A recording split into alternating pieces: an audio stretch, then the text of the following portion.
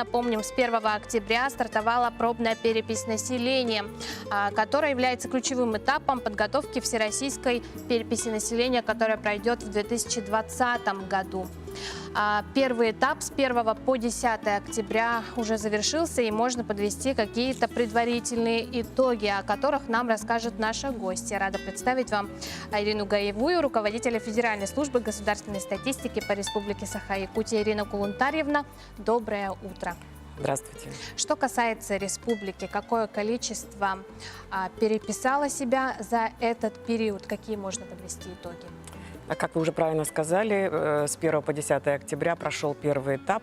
Это всероссийский этап пробной переписи, где действительно приняли участие. Была возможность принять участие в этом этапе через портал госуслуг, самостоятельно пройти перепись. И приняли в этом участие чуть более 1 200 000 жителей Российской Федерации. И это составило около 0,8% от всех жителей Российской Федерации. Республика Саха-Якутия принимала в этом очень активное участие. Всего по республике переписались через портал госуслуг около 20 000 жителей нашей республики. И мы показали достойный процент. Республика Саха-Якутия вот в этом таком негласном рейтинге занимает 5-е место, потому что проголосовало чуть более 2% жителей нашей республики. Первое место заняли такие регионы, как Сахалин, Камчатка и так далее. И мы вот занимаем 5-е место. Это достойный результат. Получается, жители республики нормально активно откликнулись, на интернет-перепись. Да, активно откликнулись, проводилась большая разъяснительная работа. Мы писали письма, мы выступали на радио, телевидении, было много информации и в печатных СМИ, обращались к главам администрации, и вот с общей помощью, поддержкой мы старались довести эту информацию о нужности и необходимости, что это пробная перепись, и вот это вот самое главное, что мы опробовали пробные переписи, эти новые технологии. Это было крайне важно нам в наших условиях, где у нас большое количество территорий относится к труднодоступным, и в связи с этим очень большие затраты финансовые возникают при проведении переписи. Это же в каждый населенный пункт, в каждое помещение должен прийти переписчик. Это и транспортные расходы, это оплата труда, это и тиражирование бланков. Это очень-очень высокие расходы, поэтому переписи проходят не так часто, к сожалению, раз в 10 лет.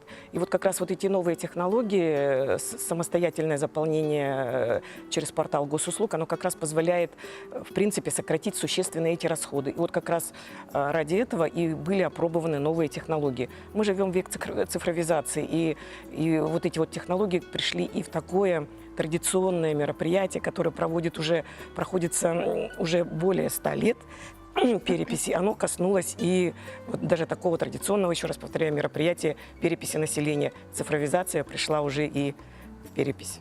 Что касается второго этапа, известно, что он пройдет в Хангаласском районе. Как обстоит там ситуация? Первый этап, да, как вы отметили, первый этап это был всероссийский этап. Второй этап, который будет проходить, уже проходит с 16 октября по 31 октября, это локальный этап. Проходит он только в 10 муниципальных районах 9 субъектов Российской Федерации, в том числе в Хангаласском районе. То есть в каждое помещение Хангаласского района придут переписчик, и с теми, кто уже переписался самостоятельно на портале госуслуг, с ними сверят код подтверждения участия в переписи, а остальных традиционно переписчик заполнит бумажные, еще раз говорю, традиционные переписные листы, потому что задача переписи, независимо от технологий, это получить полный охват всего населения, проживающего в данном случае на территории Хангаласского улуса. Опробовать все. Вот как раз пробная перепись позволяет нам опробовать такой комбинированный способ проведения переписи. И через интернет-перепись, и дополняется таким традиционным. Вот это вот все будет оценено. Кроме того, в ряде субъектов эта перепись вот прямо уникальная вообще во всех отношениях. Это интернет-перепись, то, что у нас в субъекте было и везде. Это заполнение переписных листов, когда ходят переписчики с бумажными листами. А в других субъектах опробуется и еще использование планшетов при проведении переписи. То есть переписчик в таких регионах не бумажные переписные заполняет, а заполняет планшет. То есть еще изучаться будет и этот способ. К чему мы в итоге будут сделаны по итогам пробной переписи выводы. К чему и как мы подготовимся, как мы придем и как мы будем проводить перепись большую, сплошную 2020 года. Какой она будет. как мы будем работать.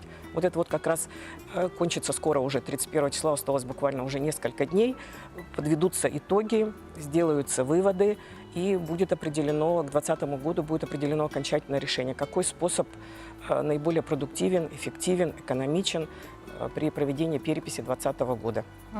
И вот еще тогда, разрешите, если я добавлю, когда проводилась интернет-перепись, значит, после того, как граждане заполняли электронные переписные листы, у них еще была возможность ответить такая дополнительная анкета, как вы относитесь, трудно ли вам было, или наоборот это все было легко и просто, или какие-то вопросы у вас вызывали сложности и затруднения, Сомнения. и что бы вы пожелали. Вот эта информация, она тоже крайне важна, оценить, как относятся, а может действительно что-то вызывает трудности, и надо по-иному переформулировать вопросы. Вот эта пробная перепись, она уникальна, она изучает и способы проведения, и как население относится, и что нужно еще, может быть, изменить части технологий, потому что действительно впервые. Ирина Кулунтариевна, огромное вам спасибо, что приходите к нам в студию так часто. Мы всегда рады вас видеть. Желаем удачи Хангаласскому району и призываем активно принять участие в пробной переписи населения. Ну а я с вами прощаюсь до завтра. Желаю вам хорошего настроения и отличного дня сегодня.